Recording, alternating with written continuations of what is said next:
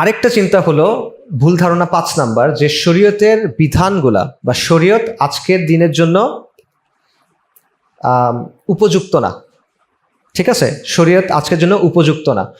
Again এটা একটা আকীদার বিষয়, কারণ আমরা বলতেছি দিন ইসলাম কতদিন পর্যন্ত, এটার কি এক্সপায়ারি ডেট আছে? এক্সপায়ারি ডেট নাই। কিয়ামত পর্যন্ত দিন ইসলাম থাকবে। দিন ইসলাম যদি কিয়ামত পর্যন্ত থাকে, তাহলে শরিয়া কিয়ামত পর্যন্ত থাকবে, কারণ এখানে আলাদা কিছু নাই, দুটো সেম জিনিস। ঠিক আছে, আল্লাহ আজ্জা ওয়া জাল যিনি সব কিছু সৃষ্টি করছেন, যিনি আমাদেরকে পাঠাইছেন, যিনি আমাদের সমস্যাও তৈরি করছেন, সমাধানও তৈরি করছেন, তিনি জানেন না বর্তমান সময় কেমন হবে, তিনি জানেন না আধুনিক সময় কেমন হবে। তা আপনি এটা বলার কোনো সুযোগ নাই যে আজকে 2025-এ এসে শরীয়ত কার্যকর না।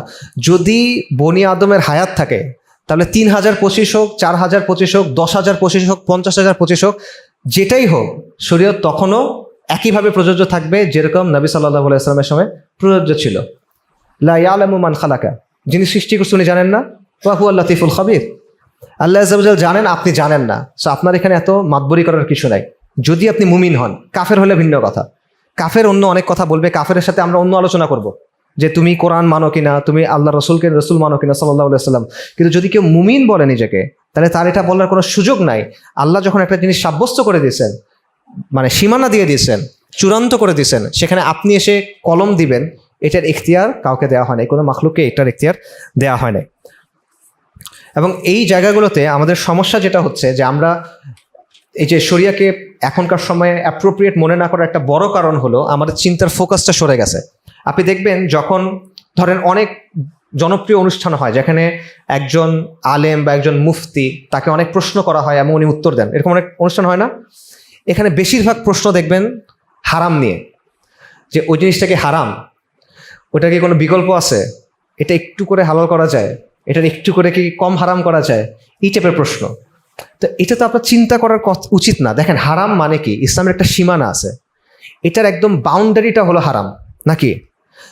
আপনারা সবাই পরীক্ষা দিয়ে পড়াশোনা করে পাস করছেন, তখন পরীক্ষাতে পাস হলো মনে করেন 33 নাম্বারে, আর A+ মনে করেন 90 নাম্বারে। এখন কেউ কি সারা জীবন 33 নাম্বার পাওয়ার জন্য পড়াশোনা করে কিনা? মানুষ পড়াশোনা করে 90 পাওয়ার জন্য, A+ পাওয়ার জন্য। তো আপনি যখন দিন পালন করতেছেন, আপনি সারাক্ষণ হারাম নিয়ে কেন চিন্তা করতেছেন? আপনি চিন্তা করবেন সুন্নত কোনটা, আপনি চিন্তা করবেন আল্লাহ কোনটায় সন্তুষ্ট হবেন, আপনি চিন্তা করবেন রাসূলুল্লাহর পছন্দনীয় কোনটা সাল্লাল্লাহু আলাইহি ওয়াসাল্লাম। আপনি আছেন সারাক্ষণ হারাম কোনটা, আমি এই যে এখানে হারাম, আমি এই জায়গায় এসে দাঁড়ায় থাকবো, এইভাবে আমি থাকতে চাই। এটা তো কোনো বান্দার মানে সিফাত হইতে পারে না, মুমিনের সিফাত এটা হইতে পারে না। কিন্তু আমাদের চিন্তা ভাবনা ওই জায়গায় হয়ে গেছে, আমার হারাম সিনেমা আমার হালাল সিনেমা লাগবে, আমার হালাল মিউজিক লাগবে, আমার হালাল ব্যাংক লাগবে, আমার হালাল এইটা লাগবে, এইটা লাগবে, এইটা লাগবে, এইটা লাগবে। মানে আপনি আল্লাহর কাছে মনে হয় দিচ্ছেন যে আমার এটা লিস্ট আমাকে দাও। হয় না এরকম। আল্লাহ বলবেন, আপনি মানবেন, উল্টানা বিষয়টা।